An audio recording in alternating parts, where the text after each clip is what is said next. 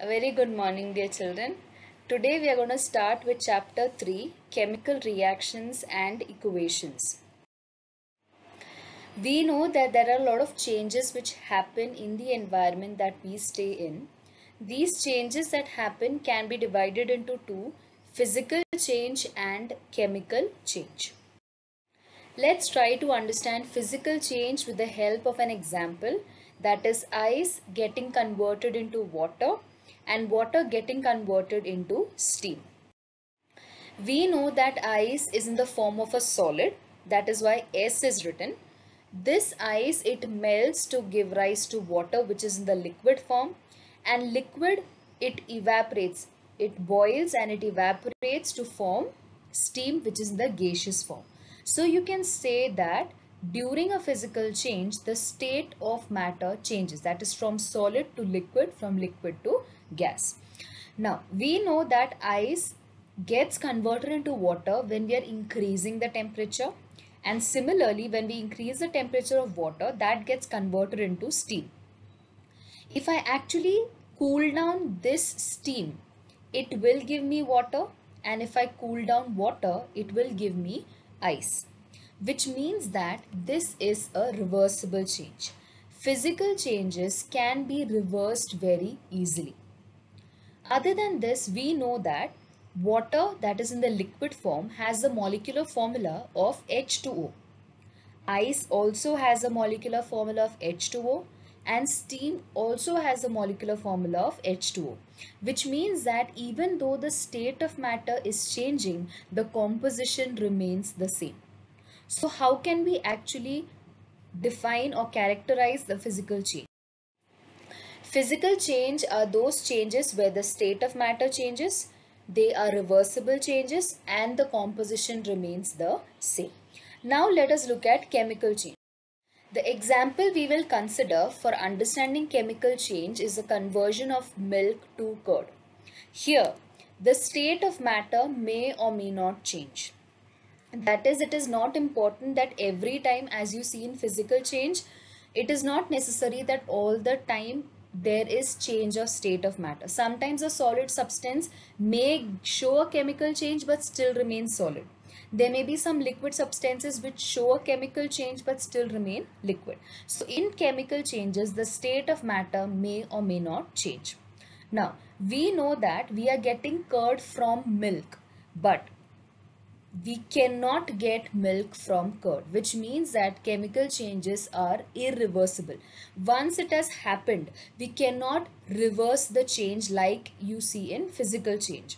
And the third thing is that the composition changes. We know that milk contains the sugar lactose, but in curd, the same lactose gets converted into lactic acid. So the composition is changing. So for chemical change, the characteristics of chemical change is that the state of matter may or may not change, they are irreversible changes, and the composition changes during chemical change. Okay, in this chapter, we will be dealing with chemical changes and chemical reactions. So, this is a way you can represent a chemical reaction happening. That is, copper sulfate plus zinc gives zinc sulfate plus copper. Now here, if you see, I have used words of the compounds which are taking part in the reaction, and that is why this becomes a word equation. That is, any reaction where I am representing the compounds or the elements taking part in the reaction by naming them or by using the names and writing it in the form of words, that equation will be called as a word equation. Okay, I can condense this form of writing by using molecular formulas. So I can write the same thing as CuSO4 plus Zn gives ZnSO4 plus Cu. Now here, this is not a word equation, this is a chemical equation. Why is it called as chemical equation? Because I'm using the chemical formulas of the substances. Instead of writing the entire name, I'm writing the molecular formulas or the chemical formula. So it's called as a chemical equation. Every reaction has a left hand side and a right hand side. That is an LHS and an RHS. All the elements or the compounds that are written on the left hand side are called reactants, and all that are written on the right hand side are products. The left hand side and the right hand side are connected with the help of an arrow, where the arrow head will point out towards the product and the arrow tail will be towards the reactant. Okay, you can make the reaction even more informative by mentioning about the state of matter. Like here, I can say that aqueous solution of CuSO4 reacts with solid zinc to give me aqueous solution of zinc sulfate and solid copper. Here, it even tells you the state of matter of the reactants and the products. So if it is a solid, you will denote it as S. If it is liquid, then L. If it is gaseous, then G. And if it is aqueous, then AQ. Aqueous is nothing but a liquid dissolved in liquid. Okay. Now, many a times we know that reaction normally takes place whenever there is breakage of bond and forming of bond. Now, if you look at this reaction, what has actually happened is the bond between copper and sulfate in the reactant side is broken, and there is a new bond formed between zinc and sulfate, and that is how you're getting zinc sulfate and copper. So there is breaking of bond and forming of bond that actually leads to a chemical reaction. This can also lead to heat as a product, and in such cases heat is written on the right hand side if heat is getting evolved. However, there may be many reactions where you have to heat the reactant to get the product. In such cases, when you're heating the reactant, you show it in the form of triangle on the arrow. Like here, by looking at the triangle on the arrow, I can say that calcium carbonate, which is a reactant, was heated to give the products of calcium oxide and carbon dioxide. Okay, so if you see a triangle on the arrow, it simply means that your reactants have been heated to give rise to the products. Here, if you see in the product, you have carbon dioxide and there's an arrow pointing upward. What does that indicate? It indicates that carbon dioxide, the product which is formed, it is in the gaseous form and it is evolving or it is escaping from the test tube.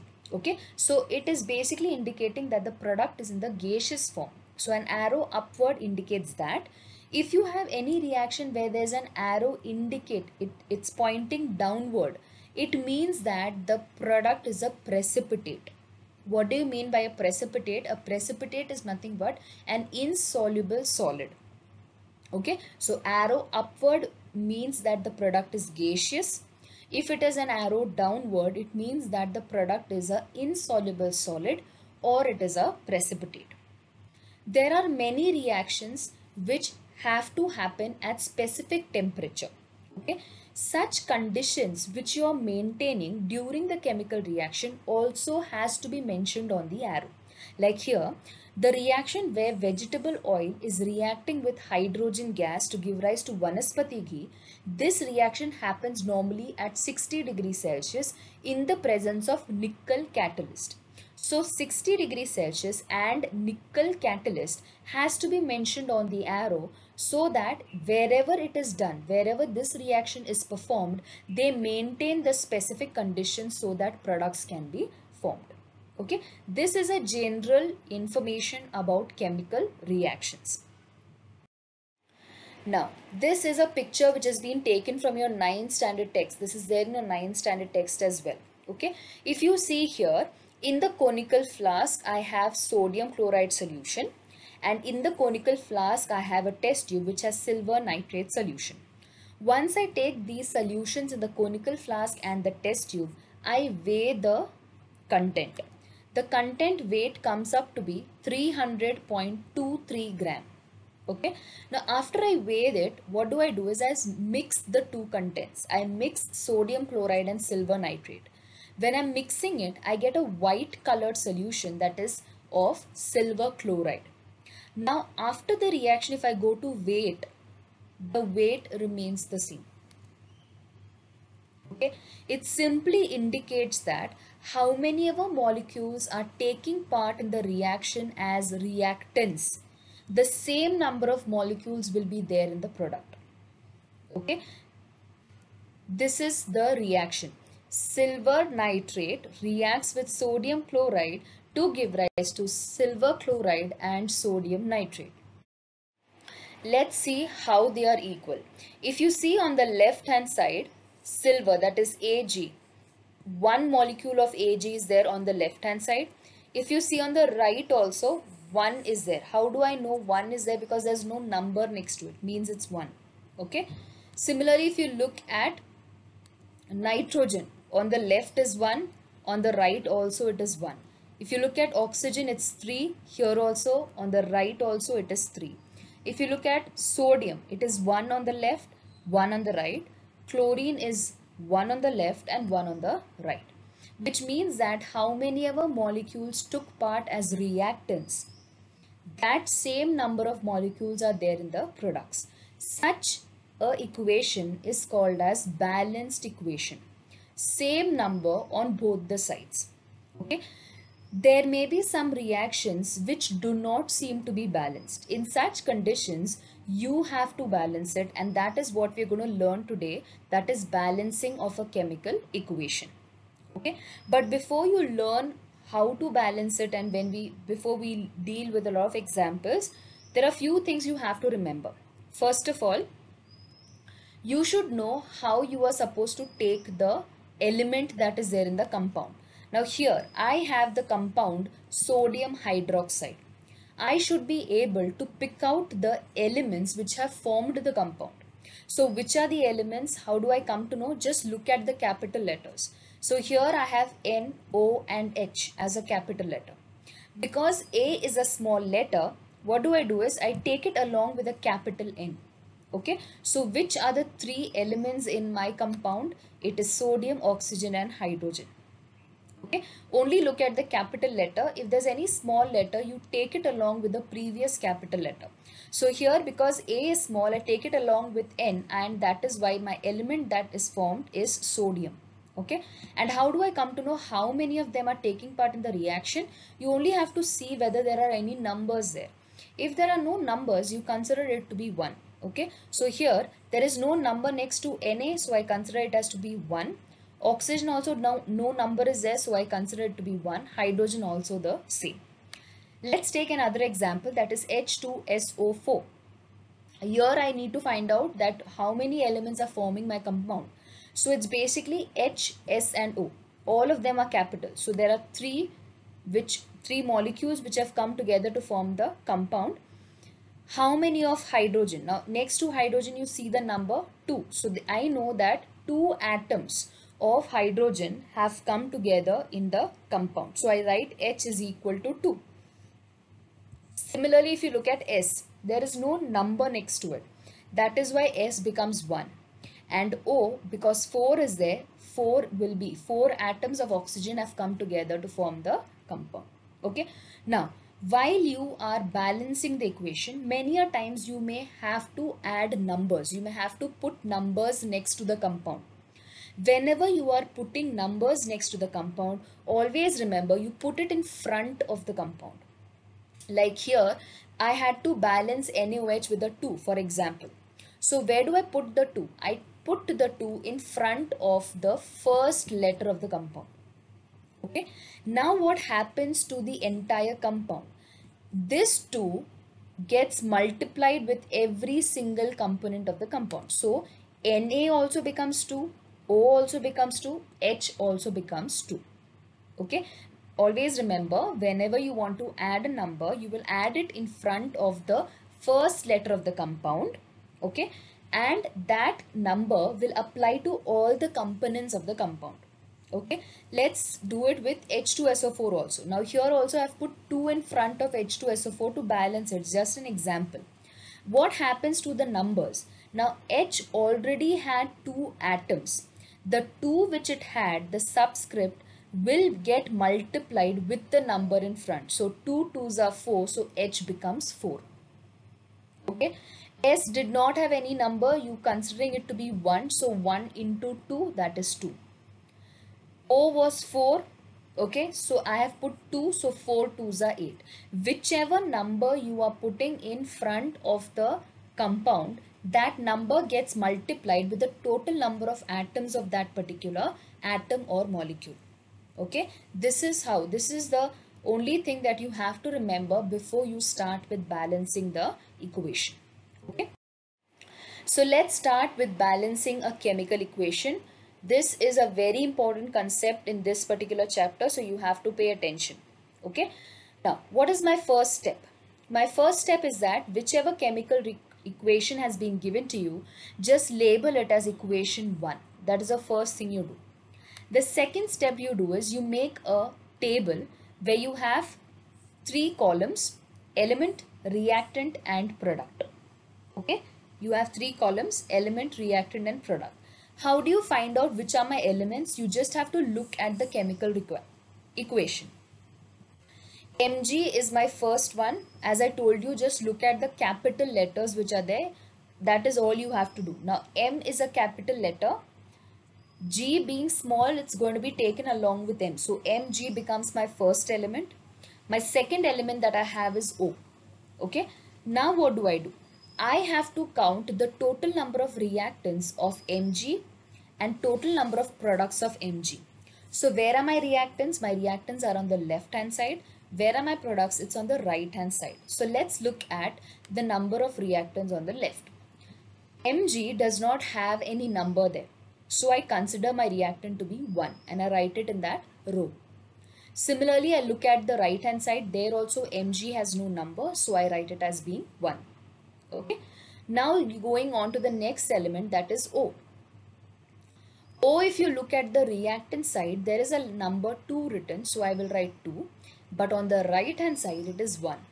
Now after you have looked at the left and the right, what you have to do is you have to check whether the numbers are the same. The number which is on the reactant should be exactly the number that is there on the product. For Mg, it has come true. Reactant is also 1, product is also 1. But for O, it is not correct because reactant is 2, but product is only 1. So there we have to start balancing. Okay, so step 3 is basically where you try to balance the equation which is being given to you. Okay, so what do? You redraw that same pattern of the table. Okay, same thing again you will redraw where element, reactant and product columns are there. Whichever number is equal, you write it as it is, that is 1 and 1. Okay, but O is 2. I need to balance the product, so I do 1 into 2. Now if I do 1 into 2, on both the sides I will get 2. Reactant will also be 2, product will also be 2. But where do I add this 2? I add the 2 onto the product side of oxygen.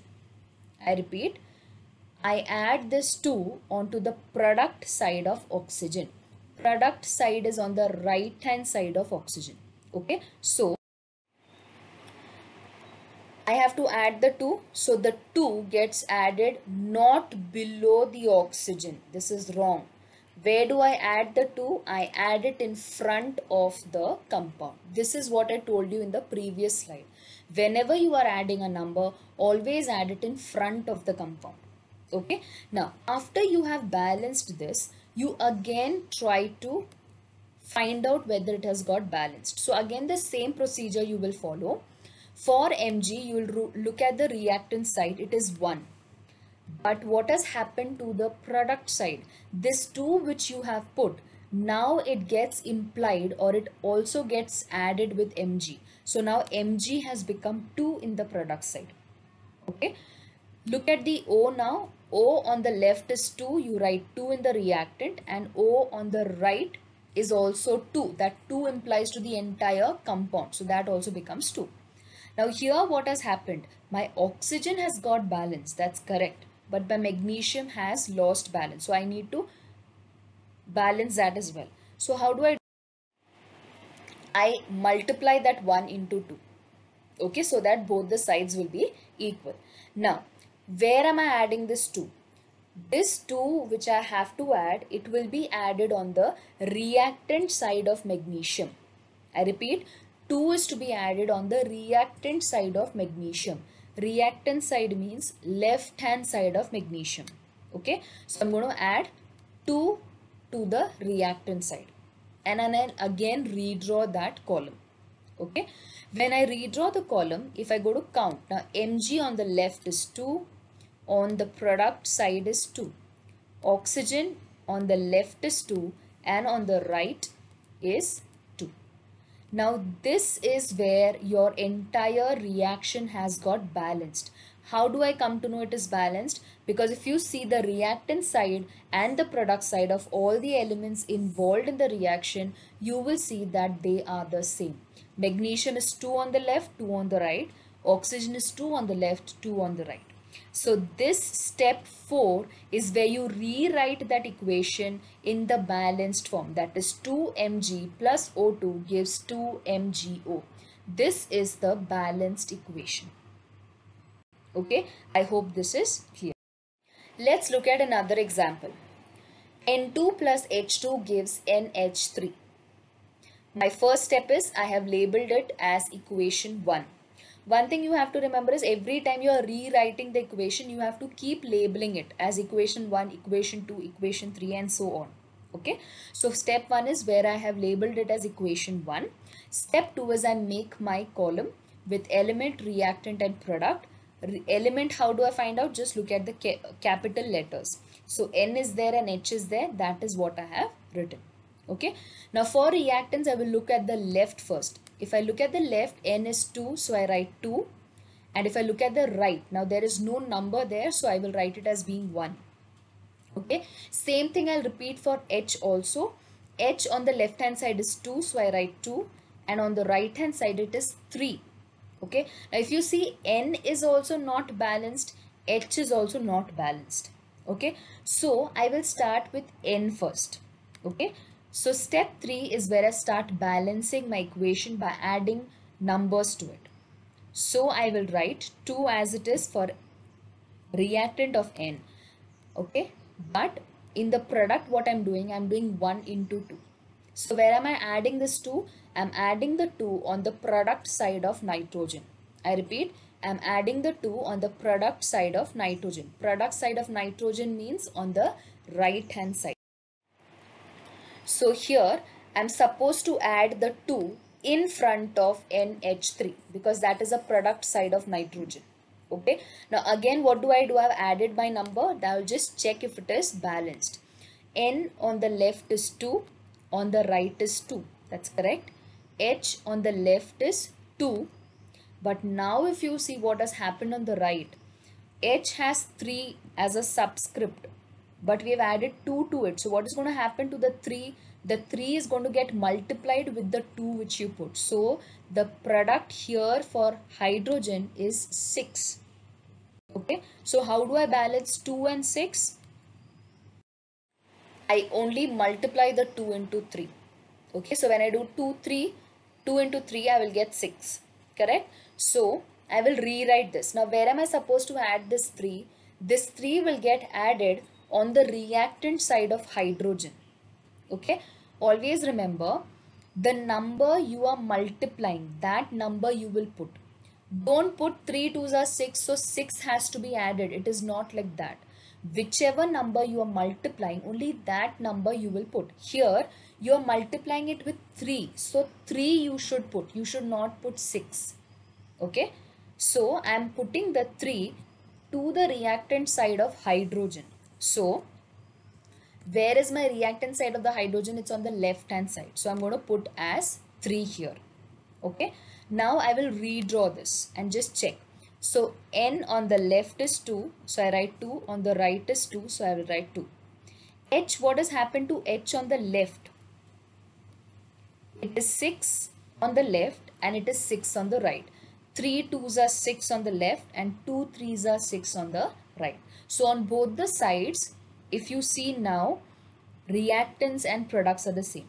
Nitrogen on the left is 2, on the right is 2. Hydrogen on the left is 6 and on the right is 6. So this becomes my balanced equation. I will write it in step 4.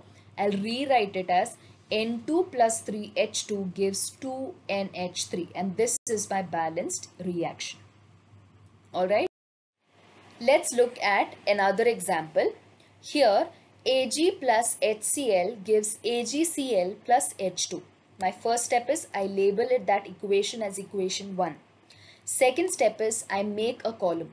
Now here in the earlier examples we took only two reactants were there. Here we have three reactants, that is Ag, H and Cl. Okay, A was capital, H was capital and C was capital. So that is why if there is any small letter, it goes along with the previous capital, as I already told you. So Ag, H and Cl are my elements.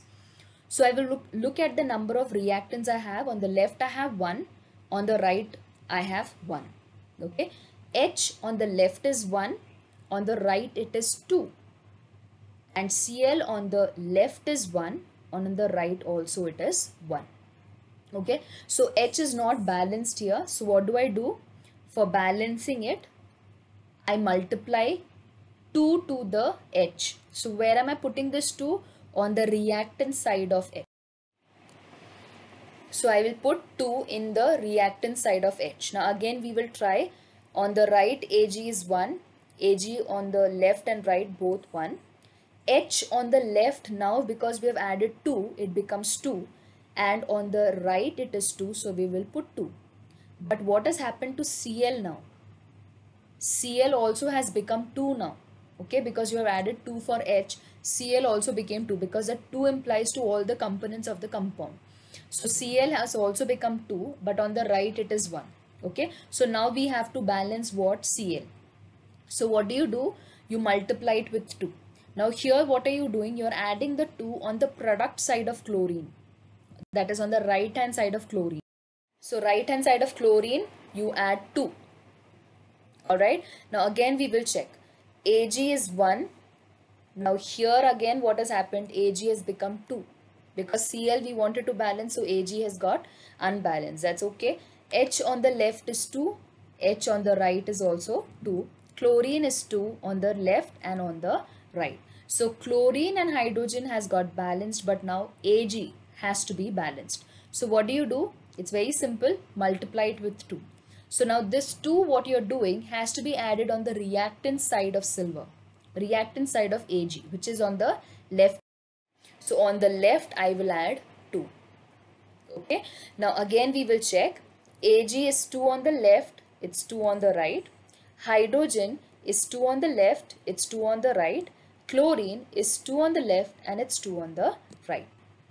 Okay. Now if you check the columns for Ag, H and Cl, it's the same on the left hand side and on the right hand side. So my step 4 is definitely going to be where I rewrite it, that is 2Ag plus 2HCl gives 2AgCl plus H2. This is the balanced chemical equation. Now 3 examples we have learned. Now one thing I want to tell you is just few things that you have to remember when any complicated chemical reaction is coming. Like here we have NH3 plus HCl gives NH4Cl. When you are making this particular table, N on the left is 1, N on the right is 1. Okay, but when you're looking at H, now H here, it is on two sides. There are two H that is there. It is there on both the reactants. It's there in NH3 also, it is there in HCl also. So what are you supposed to do in such case? You're supposed to add it. I have 3 atoms of H in NH3 and I have 1 atom of H in HCl. So 3 plus 1, it becomes 4. I'll repeat, whenever H or any element is present in both the reactants, you add it and then you write the number. So here, because NH3 plus HCl was there, 3 gets added with 1 and that is why I've written 4. Okay, and 4 on the right and Cl is 1 and 1. Okay, so it's already a balanced equation. You don't have to do anything. Similarly, there's another equation like this. CaO plus H2O gives CaOH twice. Okay, here if you go to count, now Ca on the left is 1, Ca on the right is 1. Okay, but here again O is on two places. It's there in CaO also, it's there in H2O also. So you're going to add it. O you're going to add, so I have 2 as the reactant. Okay, 1 of CaO and 1 of H2O. So 2 reactants I have. Here if you see, now OH is the bracket. Okay, now this 2 which is put, it is going to apply to both of them. So H is also 2, O is also 2. Okay, whenever you have OH twice, or whenever you have any such brackets are used with a number, that number is going to imply to both of the atom. So here O is also 2, H is also 2. Okay, so you're going to write 2. Then looking at H, 2 on the left and 2 on the right. Okay, so in such cases, whenever you have such kind of reactions where some atoms are present on both the reactants, or there's bracket in the atom, that number will apply to both of them. Okay, I hope whatever was done today was clear. Thank you.